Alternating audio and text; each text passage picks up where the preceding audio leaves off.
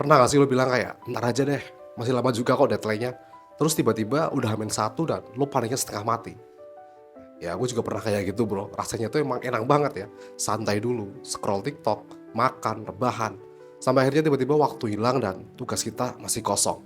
Nah di video kali ini gue bakal bongkar ya, kenapa sih otak kita itu suka banget menunda, dan gimana sih caranya supaya kita tuh bisa keluar dari jebakan itu tanpa bikin lu ngerasa disiksa. Jadi kalau lo sering kena sindrom nanti aja, stay tune bro, karena ini bisa beneran ngubah cara lu buat ngehandle tugas. Nah sebelum kita masuk ke cara ngatasin prokrastinasi ini, kita mesti ngerti dulu nih bro, kenapa sih menunda itu kok terasa seenak itu? Karena kalau lo ngerti musuh lo jadi lebih gampang nyari taktik buat ngalahinnya bro. Nah menunda itu bukan sekedar males bro, ada mekanisme di otak lo yang bikin kita itu jatuh ke jebakan ini lagi dan lagi. Nah yang pertama itu kepuasan instan versus manfaat masa depan. Otak kita itu kabelnya emang unik banget bro, dia lebih suka hal-hal yang kasih reward instan.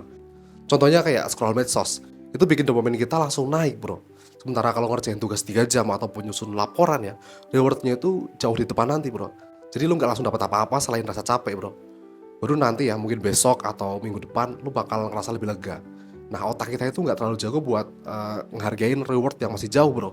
Dia bakal mikir ngapain sih repot-repot sekarang kalau bisa seneng-seneng dulu. Itu bukan karena lu pemalas atau lu nggak punya ambisi bro. Ini literally cara kerja otak kita yang nyari kesenangan cepat bro. Nah, kemudian yang kedua itu kayak ilusi waktu yang berlimpah. Misalnya gini, deadline-nya masih 5 hari nih ya. Kedengarannya kan masih lama bro ya, tapi kita itu lupa kalau hari-hari itu juga kita ada agenda lain. Kayak misalnya kita capek kerja, atau mungkin ada acara keluarga, mungkin mood kita juga lagi naik turun. Akhirnya pas lu sadar, waktu itu udah nyaris habis dan lu mulai panik. Dan kepanikan itu bikin lu ngerjain semuanya itu jadi seadanya bro. Pernah kan lu ngerasain kayak, aduh kalau gue mulai kemarin-kemarin ya hasilnya pasti lebih bagus nih. Nah itu tuh sebenarnya akibat dari ilusi waktu berlima itu bro. Nah kemudian ada satu lagi yang sering gak kita sadari bro. Kita itu kadang takut gagal. Ya kedengarannya aneh ya. Tapi pikirin deh bro ya. Kalau lu mulai sekarang, berarti lu harus ngadepin kemungkinan hasil jelek itu lebih cepat. Dan itu bikin gak nyaman bro. Jadi otak lu itu ngasih bisikan kelicik ya. Kayak udah deh tunda aja. Tunda aja ngadepinnya. Seolah-olah dengan lu nunda masalahnya bakal hilang. Padahal kenyataannya itu lu cuma nunggu kecemasan buat versi diri lu di masa depan bro. Dan yang lebih parah lagi, ketika akhirnya lu ngerjainnya mepet, lu jadi nggak punya waktu buat berusaha lebih baik bro. Jadinya ya kalau hasilnya itu nggak maksimal, lu bisa punya alasan. Ah, gua kan nggak punya waktu, wajar aja jelek. Nah itu semacam mekanisme pertahanan biar harga diri lu itu nggak terlalu sakit bro. Nah, tapi sebenarnya ya itu self sabotage bro. Lu sengaja bikin kondisi yang susah supaya kalau lu gagal, lu punya kambing hitamnya. Dan ini tuh bukan cuma soal tugas sekolah atau kerjaan ya, tapi ini tuh juga bisa kejadian di hal-hal besar kayak mimpi yang sering lo tunda, kebiasaan sehat yang nggak pernah lo mulai, bahkan obrolan penting yang lo takutin bro. Nah semuanya itu balik lagi ke pola yang sama, lo menghindar dari kemungkinan gagal. Padahal di ujung sana ya justru ada peluang buat lo berkembang bro. Nah, jadi kalau lu merasa sendirian dalam kebiasaan nunda-nunda ini, sebenarnya lu gak sendiri bro. Bahkan orang-orang sukses pun pernah kejebak di pola ini ya. Bedanya itu mereka pelan-pelan belajar buat ngenalin sinyal-sinyal otak yang suka cari enaknya aja. Dan itu yang bakal kita bahas di langkah-langkah berikutnya bro.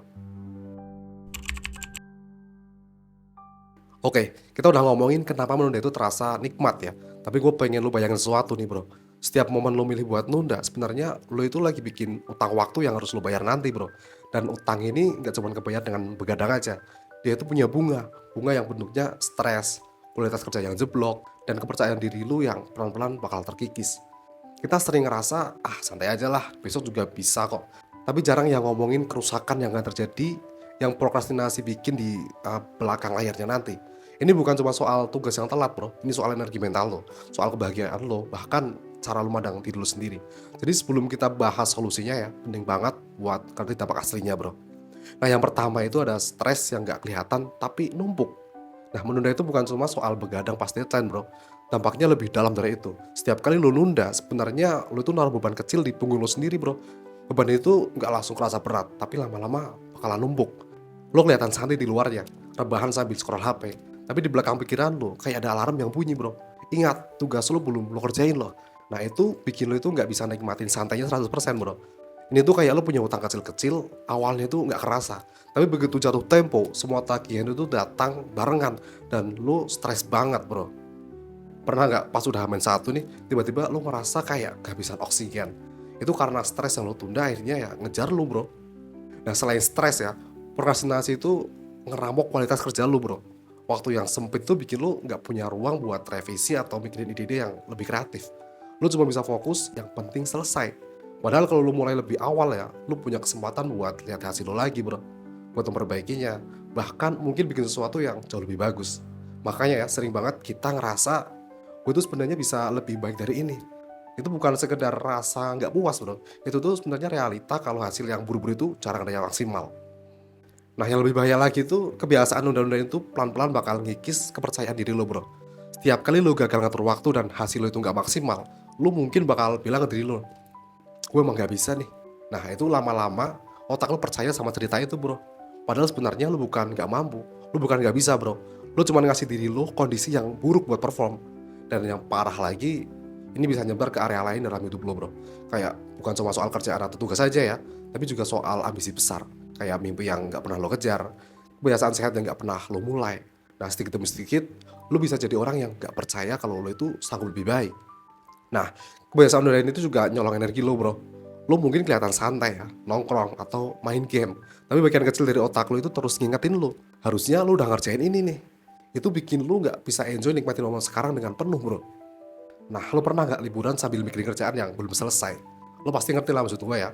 Misalnya lo di pantai nih, tapi pikiran lo itu di Excel. Itu efek domino prokrastinasi bro. Lo gak cuma kehilangan waktu produktif, tapi juga kehilangan kualitas momen santai yang seharusnya jadi recharge buat lo. Dan kalau ini jadi kebiasaan ya, lo masuk ke siklus yang susah diputus bro. Kayak nunda, kemudian stres, kemudian kerja buru-buru, hasilnya nggak maksimal, dan kepercayaan diri menurun, kemudian nunda lagi. Dan siklus ini tuh pelan-pelan bikin lo stuck bro. Kadang tanpa lo sadari ya, siklus ini tuh yang bikin hidup lo ngerasa kayak nggak maju-maju. Gue tahu ini kedengarannya berat, tapi bagian bagusnya adalah lo bisa mutusin siklus itu bro. Cuman butuh satu langkah kecil aja buat lo keluar. Dan nanti di bagian berikutnya kita bakal bahas cara praktisnya bro. Tapi sebelum itu gue pengen lo ingat ya, kalau lo pernah ngerasa capek sama kebiasaan nunda ini, itu bukan tanda lo lemah bro. Itu tanda lo udah cukup peduli sama hidup lo yang pengen berubah. Nah jadi ternyata prokrastinasi itu bukan cuma soal malas bro. Ada faktor emosi, takut gagal, sampai perfeksionisme yang bikin kita muter-muter. Nah sekarang pertanyaannya, terus gue harus gimana dong? Tenang bro, gue gak bakal cuma ngasih teori doang. Kita bakal masuk ke bagian yang paling seru nih bro, yaitu cara praktis biar lu bisa hajar prokrastinasi tanpa banyakkan drama. Nah cara yang pertama, bagi tugas menjadi kecil-kecil bro. Bayangin ya lu punya makalah 100 halaman nih, kedengarannya kan gede banget ya. Itu kayak lu disuruh lawan monster level boss bro. Tapi kalau lu pecah jadi tulis outline 5 poin dulu, atau cari 2 referensi hari ini, itu bakal bikin monsternya itu berubah jadi kucing lucu yang bisa lu elus bro. Karena otak kita itu benci banget lihat tugas besar bro. Dia bakal langsung aktifin mode kabur. Tapi pas tugasnya itu kecil-kecil, otak kita bakal langsung mikir, ah gampang nih, gaskan lah gitu. Trik ini juga bikin lu dapat kemenangan kecil yang ngeboost motivasi lo bro. Nah yang kedua pakai teknik Pomodoro bro. Nah gue udah sering banget bahas teknik ini nih. Ya tekniknya itu lo cukup set timer selama 25 menit bro. Cuma itu, fokus ke satu hal aja. Jangan multitasking ya. Setelah itu break 5 menit. Nah kelihatannya sih receh ya, tapi ini manjur banget bro. 25 menit itu nggak bikin panik, tapi cukup buat bikin progres. Yang penting itu pas alarm bunyi, langsung lo mulai. Jangan kasih otak lo waktu buat nawar, kayak ntar aja scroll lagi dulu. Begitu lo mulai, biasanya lo bakal terusin lebih lama karena udah masuk ke alurnya. Nah yang ketiga, gunakan 2 minutes rule. Aturannya simpel bro, kalau lo bisa selesai dalam 2 menit, kerjain sekarang. Kayak balas chat penting, catat ide yang muncul, taruh gelas ke dapur. Kenapa? Karena tugas kecil itu kalau numpuk bisa jadi monster baru bro. Satu email sih nggak kerasa ya, tapi 20 email yang nggak lo bales, itu udah kayak badai bro. Dan yang keempat, buat lingkungan bebas distraksi. Otak kita itu lemah banget sama dopamin cepat bro. Kayak notifikasi HP, suara chat yang masuk, kita bakal langsung buyar dengan itu. Jadi sebelum mulai, matiin notifikasi dulu bro. Taruh HP agak jauh misalnya. Atau kalau perlu ya, pakai mode pesawat. Bikin lingkungan lu minim alasan buat kabur. Kalau gue sih seringnya matiin notif dan taruh HP agak jauh pas kerja bro. Dan hasilnya emang fokus gue naik drastis bro. Nah yang kelima nih, kenali pola waktu produktif lo. Lu gak harus ikut-ikutan orang buat produktif jam 5 pagi. Orang itu beda-beda bro. Ada yang fokusnya top tier di pagi, ada yang malah bisa fokus di jam malam. Catat jam-jam lo paling gampang fokus dan taruh tugas penting lo di situ, bro. Jangan maksa kerja di jam yang otak lo udah soak. Ini bukan soal disiplin keras doang ya, tapi ini soal main pintar, bro. Nah, yang keenam, hadiahi diri sendiri. Habis beresin progres kecil, kasih reward, bro. Simpel aja, kayak makan cemilan, nonton satu video lucu, atau jalan sebentar. Reward itu kayak ngehack otak lo supaya mikir, oh kerja itu nggak sakit itu kok. Jadi otak lo bakal lebih rela buat mulai lagi nanti, bro. Nah, yang ketujuh, ubah mindset. Fokus ke proses, bukan hasil akhirnya, bro. Bisa gue bilang, perfeksionisme itu sahabat karibnya prokrastinasi. Nah, daripada lo mikir makalah ini harus sempurna, ubah jadi, gue bakal kerja 30 menit sekarang. Lo nggak bisa ngontrol hasil akhir langsung sempurna, bro.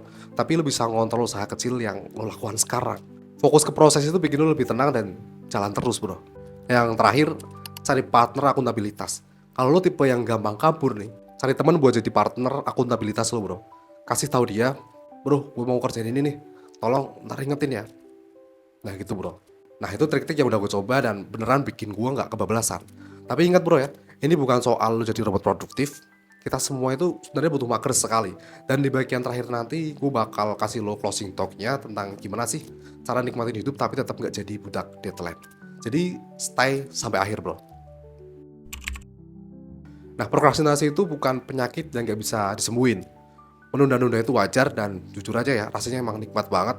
Tapi hidup nggak bakal nunggu kita siap, bro. Deadline itu bakal tetap datang mau lo siap ataupun enggak. Jadi triknya itu bukan ngehapus prokrastinasi 100% ya, itu mustahil. Triknya itu adalah nge-manage supaya lo tetap gerak meskipun lagi malas. Lo nggak perlu jadi orang yang super disiplin buat menang lawan prokrastinasi itu, bro. Cukup lo jadi orang yang mau mulai aja, walaupun sedikit. Jadi mulai sekarang ya, sebelum lo bilang nanti aja, coba deh ambil 5 menit buat mulai aja, bro. Karena siapa tahu ya, 5 menit itu yang bakal ngerubah segalanya. Nah, kalau lo dapat insight dari video ini nih, jangan lupa kasih like biar gue tahu kalau ini bermanfaat. Dan share juga ke teman-teman lo yang suka ngejar-ngejar deadline. Dan jangan lupa juga subscribe kalau lo pengen lebih banyak lagi pembahasan yang kayak gini, bro. Di sini kita belajar bareng, tumbuh bareng, dan gak cuma jadi budak waktu. Sampai ketemu di video berikutnya dan salam bertumbuh, bro.